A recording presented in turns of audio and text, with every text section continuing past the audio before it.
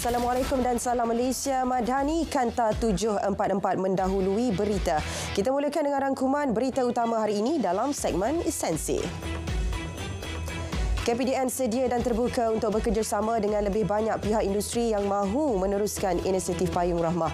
Sejak dilaksana, Menteri mengakui inisiatif tersebut mendapat perhatian dan juga sambutan ramai pihak industri yang secara sukarela menawarkan pakej bersesuaian untuk meringankan beban kos sara hidup rakyat. Kementerian Perdagangan dan Komoditi bersama Petronas melaksanakan inisiatif mengumpul minyak masak terpakai di stesen Petronas. Timbalan Perdana Menteri Datuk Seri Fadilah Yusof yang melancarkan inisiatif itu siang tadi berkata, keperluan itu untuk dijadikan sumber bahan mentah utama bagi menghasilkan bahan api penerbangan lestari. Semua pihak disaran mengelak daripada menjadikan perkara berkaitan kedudukan dan peranan Raja Melayu sebagai bahan wacana perbahasan politik yang tidak sihat. Perdana Menteri menegaskan institusi diraja seharusnya dipelihara dan disanjung semua golongan. Sehubungan itu, Perdana Menteri meminta rakyat meneliti pendakwaan yang dikenakan terhadap Menteri Besar Kedah di bawah Akta Hasutan 1948 sekaligus menghormati proses yang dijalankan oleh mahkamah. Menteri Besar Kedah Datuk Seri Mohamad Sanusi Mat Noor dihadapkan di dua Mahkamah Session Selayang atas dua pertuduhan menghasut berhubung isu pelantikan Menteri Besar Selangor dan mempertikai penubuhan kerajaan perpaduan dalam satu ceramah politik minggu lepas. Sebutan semula kes 4 Oktober depan. Penahanan Datuk Seri Mohamad Sanusi awal pagi tadi disebabkan beliau banyak kali menolak panggilan telefon yang dibuat PDRM. Ketua Polis Negara Tan Sri Razarudin Husin memaklumkan panggilan telefon dibuat selepas pihaknya menerima arahan berkaitan pertuduhan membabitkan Menteri Besar itu daripada Jabatan Peguam Negara semalam. Datuk Seri Mohamad Sanusi ditahan berikutan siasatan di bawah Akta Hasutan 1948. Hari pengundian pilihan raya kecil PRK bagi kerusi Parlimen Kuala Terengganu dijalankan serentak dengan PRU DUN ke-15 12 Ogos ini. Pengerusi SPR turut memaklumkan tarikh penamaan calon serta pengundian awal turut diadakan serentak masing-masing pada 29 Julai dan 8 Ogos. KKDW sedang menimbang untuk menyemak semula skim gaji golongan pendidik di institusi pendidikan Majlis Amanah Rakyat. Timbalan Perdana Menteri Datuk Seri Dr. Ahmad Zahid Hamidi mengakui walaupun ketika ini skim gaji mengikut kaedah sama seperti Kementerian Pendidikan, namun terdapat sedikit ruang perbezaan yang menyebabkan ada segelintir pihak terpinggir. Yang di-Pertuan Agong Al-Sultan Abdullah Yang Ayatuddin Al-Mustafa Billah Shah berkenan menyaksikan latihan kuasa tembakan 2023 di Lapang Sasar Asahan Kem Said Sirajuddin, Gemas Negeri Sembilan. Latihan antara lain bertujuan memperagakan keberkesanan sistem persenjataan ATM selain menguji pengurusan pasukan, keupayaan anggota dan memperagakan kompetensi anggota dalam melaksanakan latihan tembakan. Sarawak sedang berusaha untuk memperoleh 3 lagi kapal peronda laju bagi membolehkan Sarawak Coast Guard, Pasukan Kawalan Keselamatan Maritim Negeri menjaga Taman Negara Marin dan sumber asli di perairan negeri. Premier berkata perolehan kapal bersaiz besar itu membolehkan Pasukan Keselamatan meronda lebih lama dan jauh serta menjadi pelengkap agensi penguatkuasaan negeri dan persekutuan yang lain. JBPM merancang mewujudkan lebih banyak pangkalan udara di seluruh negara. Keperluan bagi meningkatkan keupayaan masa tindak balas dalam memberi khidmat menyelamat terbaik kepada masyarakat. Dan di bawah rancangan Malaysia ke-12, JBPM turut memohon penambahan 4 pesawat baharu bagi menambah serta menampung aset sedia ada. 333 pasukan Civil Defence Auxiliary CDA didaftar selepas dijenama semula dan diperkasa daripada pasukan tindak balas kecemasan pertahanan awam CDERT sejak awal bulan ini. Pendaftaran kesemua CDA direkodkan bagi tempoh 12 Januari hingga semalam. APM memperkenal CDA dalam mencapai agenda meningkatkan kesiapsiagaan awam sekaligus membina ketahanan nasional. Sabah memperuntukkan 12 juta ringgit tahun ini untuk membantu 1,600 sekolah kebangsaan dan sekolah menengah di bawah program bantuan Ihsan Sekolah Sabah BISBAH. Ketua Menteri memaklumkan sekolah-sekolah berkenaan bakal menerima bantuan berupa kelengkapan antaranya komputer, LCD projektor dan pembesar suara mudah alih yang diberi secara berperingkat. Kementerian Sumber Asli Alam Sekitar dan Perubahan Iklim akan mempercepat projek pakej D44 pembinaan rangkaian paip pembentungan ini di Bunus bernilai 393 juta ringgit yang tertangguh sejak sekian lama. Matlamat akhir projek berkenaan adalah memastikannya siap menjelang November ini selepas tergendala sejak 2014. Setakat ini projek telah mencapai kemajuan 92.18%. Isu gangguan bekalan air sejak 2 tahun lalu di Lukut dan Bukit Pelanduk Negeri Sembilan dijangka selesai dalam tempoh terdekat.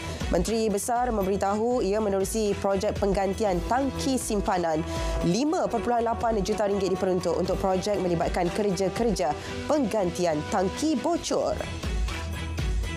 LKIM memperuntukkan 5 juta ringgit untuk bina, baiki dan juga naik taraf JT di Kedah. Pengerusinya berkata ia bagi merancakkan lagi aktiviti tangkapan ikan yang berupaya menambah pendapatan nelayan sekaligus melaksana agenda keterjaminan bekalan makanan negara. 6,000 tetamu dijangka hadir Majlis Sambutan Ma'al Hijrah Peringkat Kebangsaan 2023 bertemakan perpaduan teras Malaysia Madani esok di WTC. Bakal tokoh Ma'al Hijrah yang akan dinobatkan pula merupakan individu yang telah memberi sumbangan ke arah pembangunan syiar Islam serta memberi manfaat kepada negara Islam. 49,660 pegawai dan anggota ATM serta pasangan dijangka terlibat undi awal PRU DUN ke-15 pada 8 Ogos depan. Paling ramai di Negeri Sembilan iaitu 19,744 pengundi. Timbalan Menteri Pertahanan berharap proses berjalan lancar. KKM sedang jalankan siasatan dalaman berhubung kematian Dia Maisarah Badar yang meninggal dunia ketika menerima rawatan di HDAR Heshtar. Ia termasuk pengelasan kematian iaitu brought in death dalam sijil atau permit pengkebumiannya. KKM juga sedang menunggu siasatan polis berhubung kes bayi mengalami bengkak ketika menerima rawatan di Hospital Melaka. Menteri memaklumkan tindakan lanjut bakal diambil selepas siasatan selesai. Terdahulu, hantaran seorang individu di media sosial tular selepas mendakwa kaki tangan hospital cuai ketika merawat bayi berkenaan. Seorang warga Myanmar ditahan Jabatan Imigresen selepas disyaki terbabit kegiatan pemalsuan dokumen perjalanan di Dataran Merdeka Kuala Lumpur Khamis lepas. Individu yang merupakan pemegang kad UNHCR itu dipercayai beroperasi secara solo dan mengaut keuntungan kira-kira RM360,000 setahun. Seorang penjual pakaian dalam talian mengaku tidak bersalah memiliki 2 keping wang kertas RM100 palsu. Chio Chuan Wang, 24 tahun didakwa dengan niat menggunakan wang palsu tersebut di stesen minyak di Kulai Johor 1 Julai lepas. Tertuduh diberi jaminan RM4,000 dan kes akan disebut semula 22 Ogos ini. Seorang pemandu lori maut dalam nahas di Lebuhraya Utara Selatan dekat Batu Pahat, Johor. Mangsa dipercayai hilang kawalan, terbabas ke tepi jalan dan melanggar sebatang pokok. Individu berusia 54 tahun yang tercampak dari kenderaan disahkan meninggal dunia di lokasi insiden. Arena Bola Sepak Negara menerima perkabaran duka berikutan pemergian bekas pengendali skuad Harimau Malaya, B. Sadia Naden yang meninggal dunia akibat kanser di Pusat Perubatan Universiti Malaya. FAM turut mengucapkan takziah kepada keluarga mendiang atas pemergian Presiden Persatuan Jurulatih Bola Sepak Malaysia.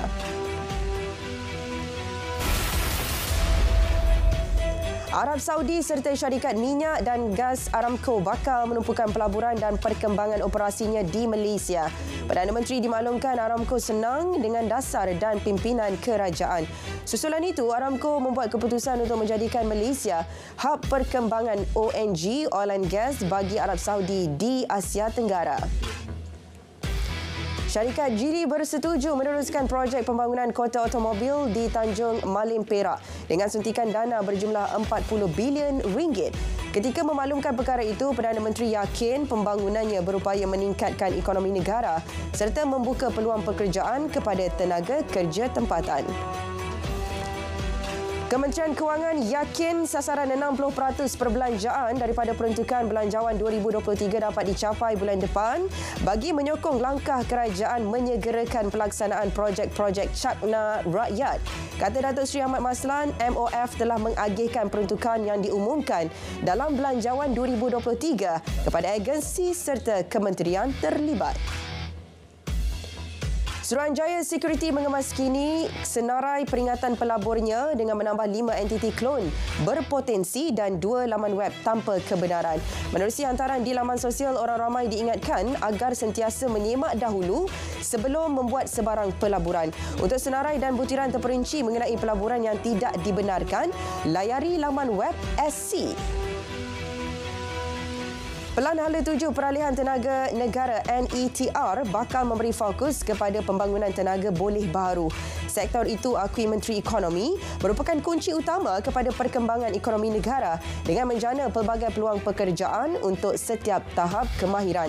Fasa pertama NETR dijadual dilancarkan pada 27 Julai ini akan menumpukan kepada 10 projek rintis bernilai tinggi melibatkan jangkaan pelaburan berjumlah 25 bilion ringgit. Expo Kayu Malaysia MWE 2023 mencatat nilai jualan melebihi sasaran berjumlah 182.5 juta ringgit. Prestasi jualan menggalakkan itu sebahagian besar disumbangkan misi pembelian luar yang berjumlah 147.8 juta ringgit. Majlis Kayu Kayan Malaysia menyifatkan kejayaan penganjuran tahun ini bukti MWE sebagai platform menguntungkan bagi perniagaan dan peluang perdagangan negara.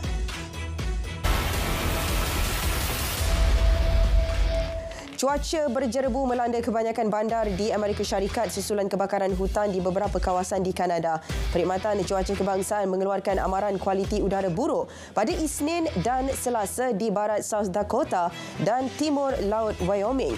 Amaran kualiti udara tahap jingga dikeluarkan di Colombia. Suhu dijangka meningkat sehingga 46 darjah Celsius di Nevada dan Utah.